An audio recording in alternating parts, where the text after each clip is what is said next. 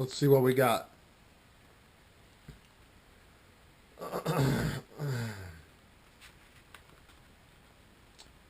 Let's see what we have on.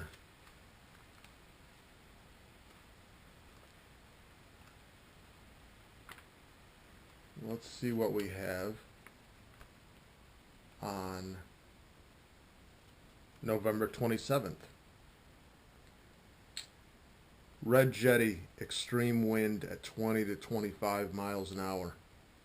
35-mile-an-hour gusts. West-northwest winds about to snow. Working a Texas red craw bug. On my second cast, nice little SMB.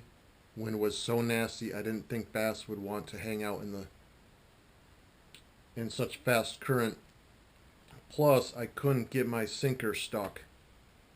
What I used to do is I'd get my sinker stuck in the rocks, and I found that if you pop it, you kind of like it gets stuck, and so what you do is your tip slowly bends, and then if you go really slow on it, like lift up on it, like you'll feel like you'll be stuck, but then your tip is almost like a bow and arrow. It will slowly, and all of a sudden it will pop free. That's like that triggers strikes. So you lift up, it pops free, and bam.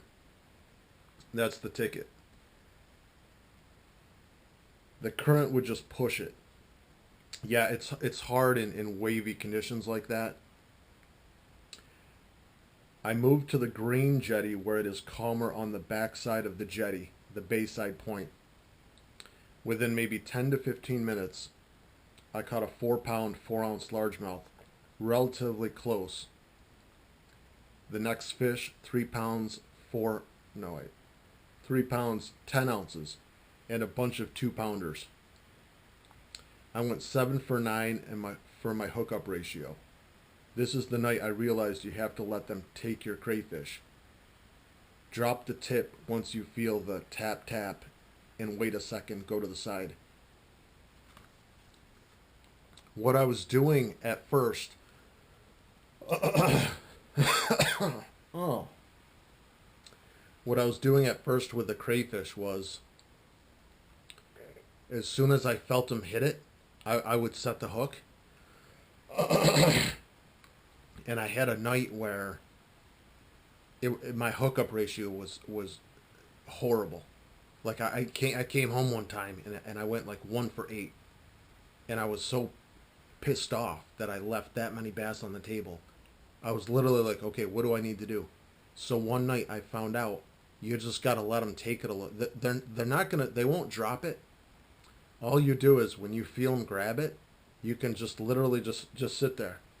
Sit there and look around and be like, you could probably count to like 3. They won't drop it. The thing is sometimes they will drop it. Sometimes they will drop it. But 9 out of 10 times they won't. So if you sit there and you're like, okay, once you feel... And the thing is with bass fishing, there's always that tendency like, you don't want to lose the fish, so you're like trigger happy. You can't do that. You gotta just be totally chill in the moment. So when you feel that tap, even if you know it's a 4-pounder, you sit there and you just say, just let them take it. And then all of a sudden, oh man, that girl is dedicated out there. When you feel them take it, you wait a second, and when you set the hook, I had a buddy this guy used to set the hook so hard. I swear, I think one time he like ripped my jacket off. What is going on with my throat? Hold on. Man. I just rode the bike, and sometimes it's like I don't know, it's like I gotta like, anyway. When you feel them take it, don't do like a killer hook set where you're whipping your rod. That's no good. All you gotta do is a hook pull set. It's like, it's a little bit more gentle. You don't need to like, all you have to do is take that hook and get it into the back of their skin. And if you sit there and you start torquing on it, that you're just adding stress to your hook and your line when you do that. Plus, I think there's a I mean, you can literally pull it out of their mouth that way. Just a nice little gentle hook pull. That's all you got to do. This guy literally used to. I remember he like almost ripped my coat off one. I was like, what the hell was that?